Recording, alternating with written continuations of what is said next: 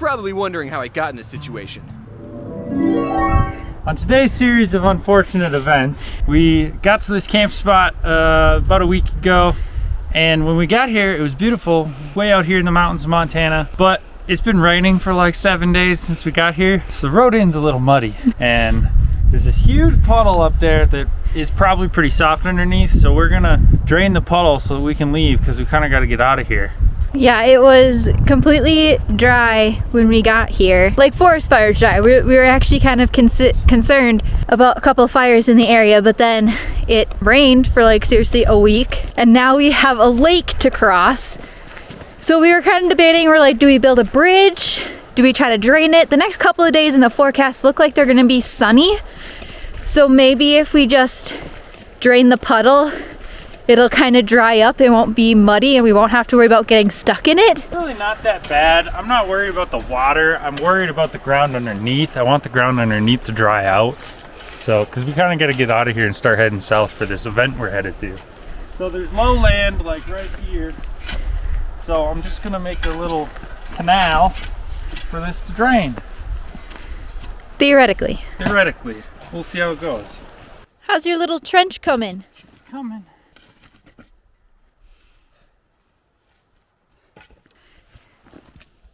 You made a little waterfall.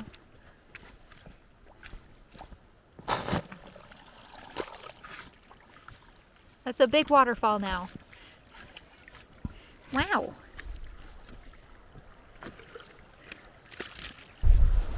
Well, it's down probably 8 inches at this point, so we'll let this thing do its thing for a few hours and come back and see what it looks like. So it's been a couple of hours, and now we are going to go check to see the progress the little lake has made. That's significantly better. Holy cow, yeah. We're going to fall in, and I'm going to laugh. So this is one of the downsides to boondocking all the time, is that the roads in and around boondocking places aren't always in the greatest condition, so this kind of stuff happens. Okay, this is the first time where we've ever encountered like a mud hole that is here when we were trying to leave and wasn't here when we got here. It's always an adventure. All right, it's been a few days since we drained that puddle, lake, whatever you want to call it, pond. So we'll see if we can get out of here. It actually seemed to dry up really well. It's just really deep. Yeah, it's pretty deep. I don't know if people were driving through it when it was wet, so it kind of like looks like it might have even gotten a little deeper, and we already scraped coming in. Yeah. So we'll see if we can get out of here. Yeah. Yeah.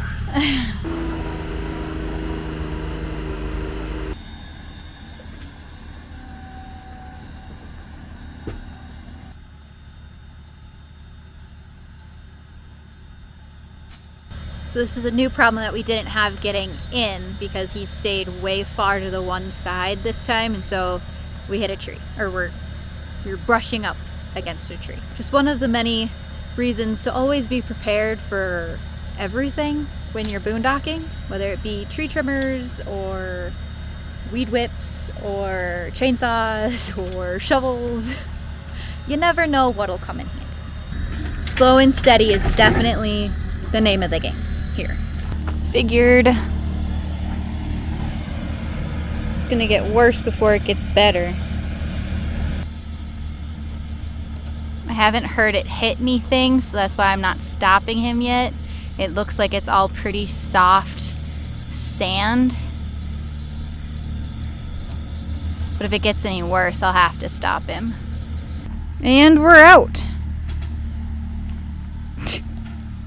The dirt falling from underneath the camper. Now, fingers crossed, we don't break an axle again on the way out. When we got here, we actually broke a spring perch for one of the leaf spring thingies. So hopefully we don't have that happen again. 3 days later. Let's start by what our current mission is. To go to a junkyard and pull a starter. Maybe like a week ago, the truck starter took a shit. Yes. We knew it was going out, but we had a starter on order, and so we got that and replaced it a few days ago. And so we replaced it with Unfortunately, I probably shouldn't have, but I replaced it with a Reman starter. A Bosch Reman, so it's a good, like, name brand. From Rock Auto. From Rock Auto, and 4 days later, it took a shit. Which leaves us where we are now. Stranded. In Bozeman. But let's go back 96 hours or so. So we were in Butte, Montana. We started the truck. It didn't want to start, but you know, a couple tricks with the starter, and it finally started. And we're like, all right, we're gonna make it to Bozeman. We were supposed to only stay in Bozeman for like 2 to 3 days. Yeah. Except we spent 2 days trying to drive around and find a camp spot because, as you guys know, we like to boondock, and that's really all we do. But we could not find a spot where our rig would fit. For the life of us, we could not find anywhere. So now we're in the middle of town. At a fairgrounds, dry camping.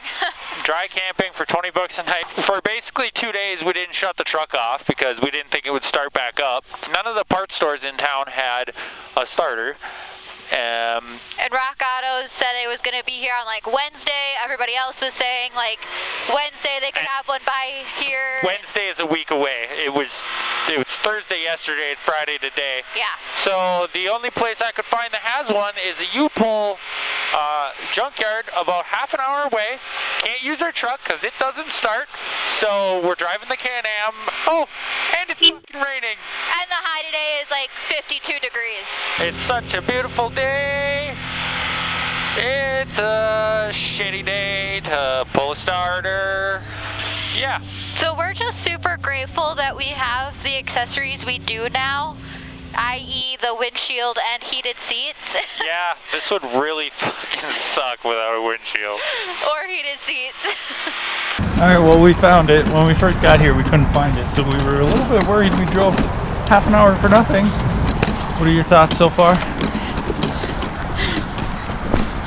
Well, I mean, it's something. I don't think I've ever been to a junkyard to pull anything before. So it's gonna be an experience.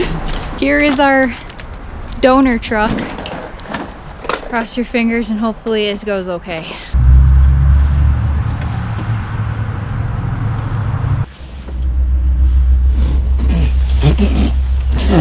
Okay, I got it out. You got dirt in your mouth? Yep. It's good for the immune system. Yeah. Alright. It's out. Alright, so we're on our way back to Bozeman. Got our starter. It stopped raining, thankfully, so it actually wasn't that bad.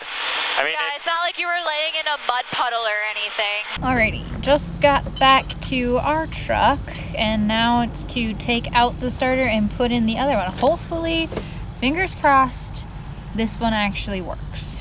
Yeah, I'm sick of doing this. You're getting really good at it though. Yeah, it only takes me about 15 minutes to change a starter now. In with the old, out with the new. Yes, that's what I meant. Out with the new, in with the used? Yeah. The new starter that we just got, we just put in, and now we're about to test it. I'm really scared. I'm scared that it's gonna do the same thing, and that we're gonna be back to square zero, not knowing what's wrong with it. Think it'll work? And I really hope so. Give her a go. Told you our brand new starter was shit. First try. That's how it's supposed to work when you have a good starter, which we haven't had for months.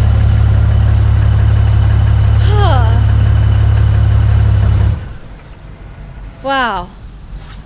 All right. A week old junk. All right. Finally done. Freaking piece of shit. Ow! That hurt my toe.